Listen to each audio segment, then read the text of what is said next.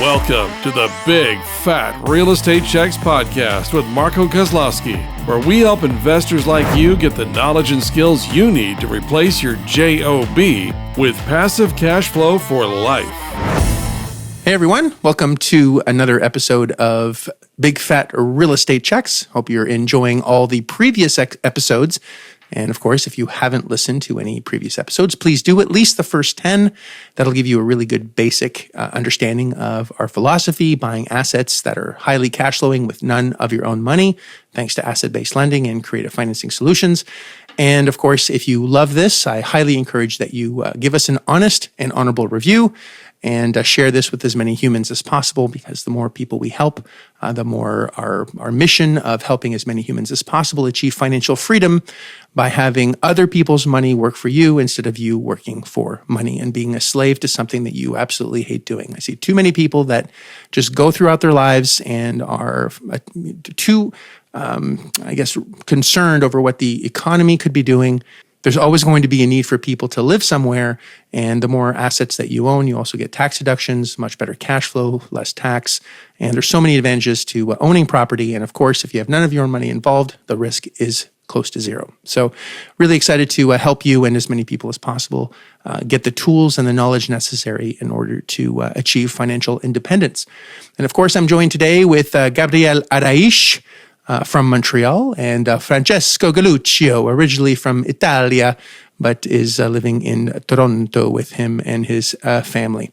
And we are going to talk today about leaving the store. On one of the last episodes, we brushed on leaving the store. I think it's an important topic, and the more we discussed this before recording this podcast, the more ideas we had, and I think it would be a very valid point of discussion. And I think if you look at buying real estate or the objective of negotiating to get the best possible price, most people just want to make an offer and hope it gets accepted, but that's not the best way of negotiating anything. The more time you take, the more money you make in this business in the negotiation process. So just to be clear on so you guys understand what we're about to discuss, in negotiation, sometimes when we ask about a property, and there's an agent that is puffing out their chest, and before they give you any information on the things that you need, like what the gross income is or what the address is so we can figure out what the comparable sales are or what the rents would be in that area to see if the numbers actually check out, they don't want to give us anything until they give us, for example, they say, hey, I want a proof of funds. I want your ID. I want a stool sample, a sperm sample. I want a list of all, the other assets that you've purchased in the past before I give you one piece of information.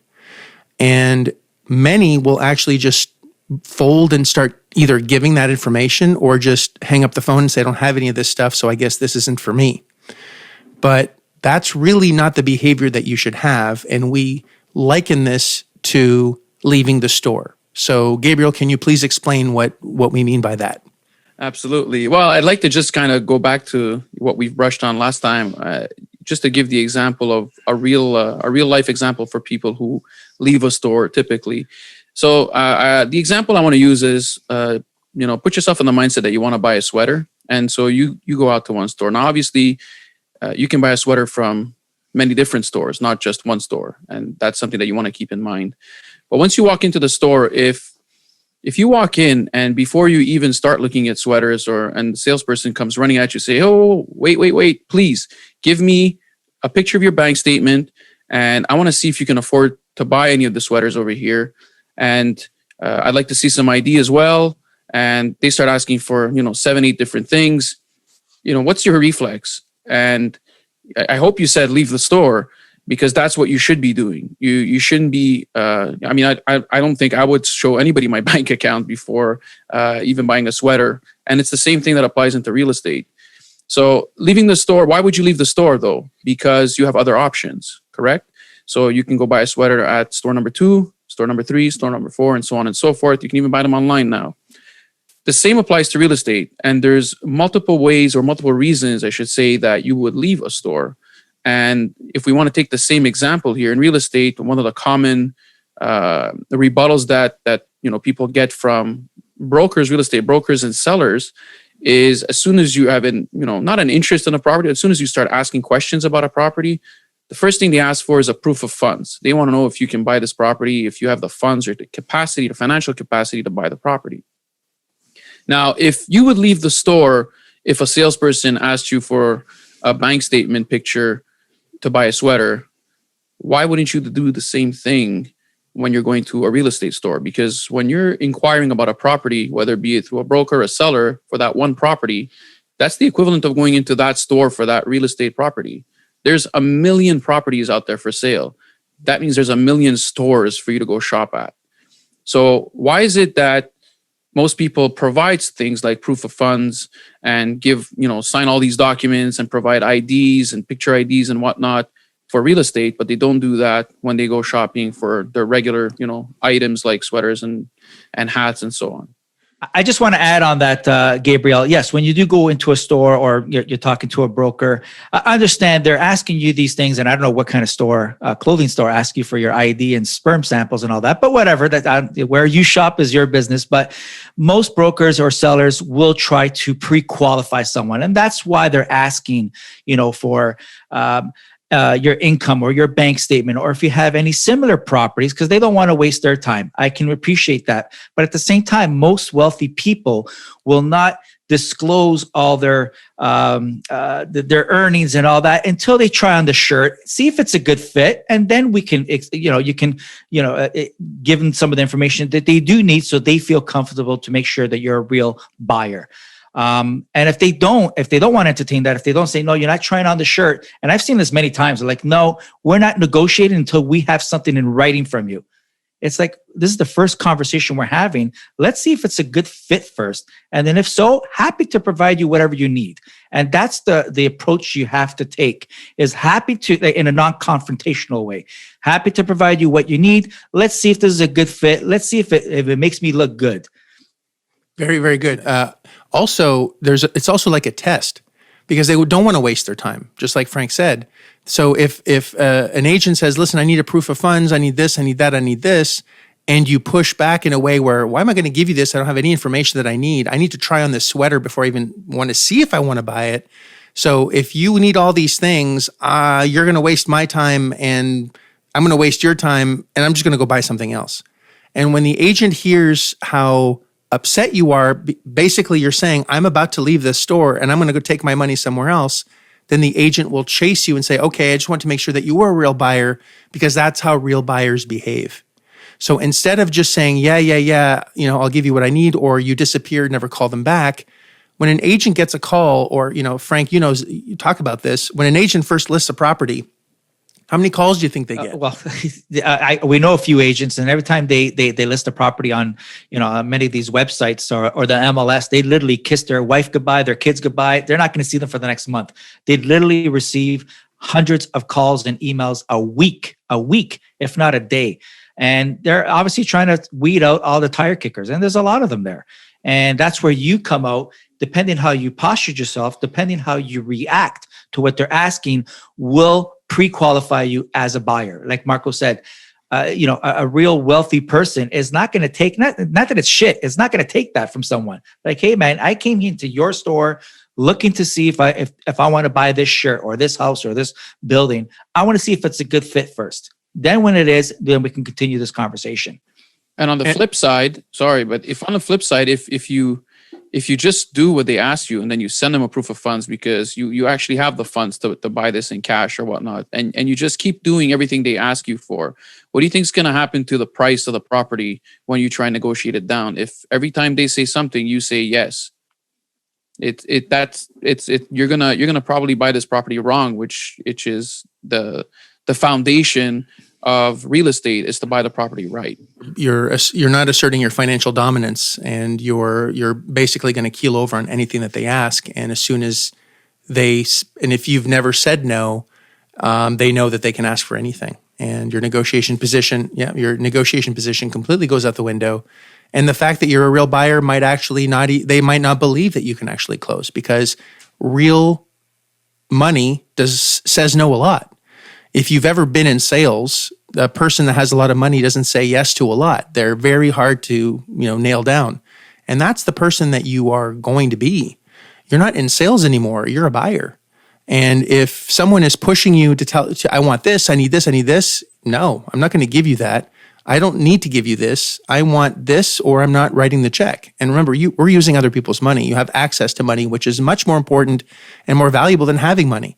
If you have $10 million, that's going to go away real quick. If you have access to millions and millions of dollars on a monthly basis, which you do, we all take from the same pool.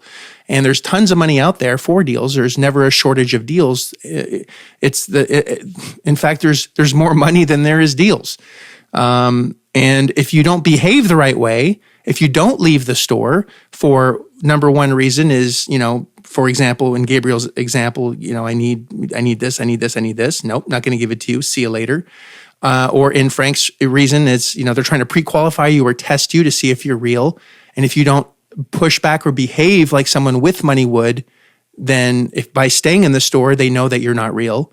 What's another reason why someone would leave the store? You know what? I also find that a big mistake a lot of people do is when you go into the store and they're trying to sell you that shirt or that property, in this case, real estate. And a lot of wealthy people, and even now with my experience here, are very skeptical, and you get spooked early, very easily. And you should be, because just because you have money doesn't mean you're going to be foolish about it. So when they're asking or when they're communicating, about the shirt, they're telling all the features or whatever, then you have questions and they're not answering the questions clearly, so you can make a decisive decision or an educated decision. That's another time to leave the store. But before you leave, you got to tell them why you're leaving. You can't just say, I'm out of here. That's it. No. Don't be like the old Italian that just leaves. You got to tell them, no, I don't pay that, or I don't do that. You got to tell them why, so they understand, so they can come after you and say, okay, no, Francesco, come back in. Let's do this.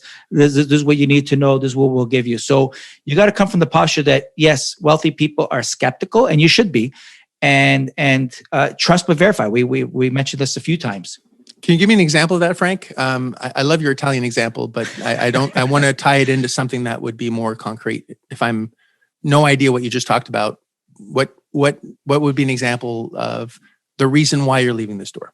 So, for instance, if they indicate, if they don't disclose the proper current income, they just give you the pro forma. They say it can make, whatever, $7,000 each month. It's like, but what does it make now? It's like, yeah, well, right now, we're in transition, this and that. So they don't give you the answers on the current gross, or they don't give you the answers on the current collection. Like, we're in a different economic times where, the rent roll may say one thing, but the collections may say another thing. So you want those type of answers. And if you don't get them, then you start getting a little bit spooked and skeptical. Or in terms of, how long have the tenants been there, or who manages it? Just questions like that, in terms of the day-to-day operations. So if you don't get the answer where you feel that, that fuzzy feeling inside your tummy, it's you're going to put your guard up, and that's when you have to kind of take a step back, or even leave the store, but tell them why. Say, listen, until I get the current gross, who pays the utilities, or who this and that, whatever, until I get the details I need to make an informed decision, I'm not your buyer here. Very good. Gabriel, anything to add to that? No, that was perfect. You covered it all. But I mean, the bottom line is but I just want to reinforce that it is important to tell the broker or the seller why you're leaving the store, because that's what's going to plant the seed for your follow-up. And we said that fortune isn't always in the follow-up. So once Frank left the store, what he would typically do is wait 30 days or so, and then just send back a casual email that says, has this sold? And when they say no, then that opens the door to asking things like, well, why not? What's wrong with it? Or start a new conversation and say, well, are you ready to provide me with the answers to the questions that I asked you last time? And here's the questions again. And then if they say no again, and they just want a proof of funds, for example, or they just want to talk about something else, well, listen, my time is valuable. So when you're ready to answer my questions, let me know. And, we might still be interested, for example, or our checkbook is open, for example, or whatever it is. You're just leaving always a trace of why you're leaving the store. So as you follow up, they'll know exactly what they've done that has made you leave the store, and then they'll try not to repeat that if they're tired of you leaving the store. But we keep coming back where we fly like a butterfly, sting like a bee. We're always coming back every 30 days because the fortune is in the follow-up, just because they are not interested in giving us what we need right now. Hey, when you give us the actual gross, or when you reduce your price, or when you whatever XYZ is, and usually it's, when you reduce your price, then I'll come back in your store. If you go anywhere in the world, you go to a market and you talk about price you don't like, you leave. If the person really needs your money, they're going to chase you. And whenever we leave the store, we're not just leaving and disappearing. We leave a card basically saying, when you're ready, you get back to us. So you have to get back to us. And every 30 days, we're going to go back into the store and say, is this still available? Yes. Okay. Are you ready to either lower your price, give us what we need, whatever, or a series of things so we can write a check for this right now today. And by leaving the store and coming back in, and knowing how they can get hold of you as well, because it's not just leaving and disappearing, it's leaving a trail of breadcrumbs so they know exactly how to get hold of you if and when their time of need changes. Because just if someone needs to sell something or wants to sell something, I should say, when they first list it, and then something happens during a 3, 4, 5 month period of time, and every 30 days we've been going back in the store, leaving the store, coming back in the store, and we're the only ones that have been consistently following up. Hey, we have money, we're ready to go. Lower your price. Not interested? All right, get back to us. Hey, last month we came in, are you still selling it at this price? We're not going to buy it at this price. And I'm clear, we're not going to buy it at this price. When you lower your price, it's very clear, you get back to us or we'll see you in a month. And we just keep doing that. And at one point, by the way, how do you make diamonds? Heat, time, and pressure. And you take coal, heat, time, and pressure, and boom, you get diamonds. Same thing. So heat, they're getting a little bit more stress. Time has gone by, months have gone by, and now they're under more financial pressure. If I don't get this amount of money to do the next thing, I'm screwed. By coming back over and over again, we're patiently waiting for the deal to be correct and to be ripe. And the only way to do that is to enter and leave the store. And as you're doing this, there's a point where if you're just going back and forth with the seller on numbers, there's a point where eventually the seller will say, that's it, I'm not coming down lower than this number. And you're not going to come up from your number. So at that point, you can leave the store and you can follow up all you want, but it's been made clear by the seller that they're not going to come down 1 cent under that last number. And that's what we call the impasse. And from there, a whole heap of magic can start happening. That's one of the secret sauces is the impasse. And we'll have most likely we can talk about the impasse for 10 years.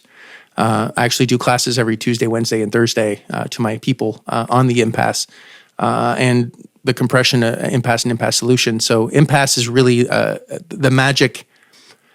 I'd say the secret sauce, the magic bean, whatever you want to call it. It's that whole. I have to have this number according to the shopkeeper, but we're at a number that's a lot less than that. We've both said no. We're going to touch that a little bit later. But when you have a disagreement, it opens up a whole world of opportunity, which I know you might be scratching your head on, but you can't get to that magic thing, that magic moment, until you've left the store multiple times and followed up multiple times. And I think we'll leave it at that and tune into the next episode where you will understand why the impasse is so important, how you can get creative financing through the impasse, how you can get properties absolutely no money down through the impasse, how you can really create some amazing opportunities. And I've said this before, is deals are created, they're not found. And any property that's on the market or not on the market where someone has a desire to sell, they have an actual bottom line that they need to sell at, not want to sell at, need to sell at. And once you understand what they really need, you can really create some amazing opportunities by creating that impasse by leaving the store multiple times. So thank you, gentlemen, for today. I think we hopefully made this very clear. Leaving the store is extremely important, which leads us to the impasse.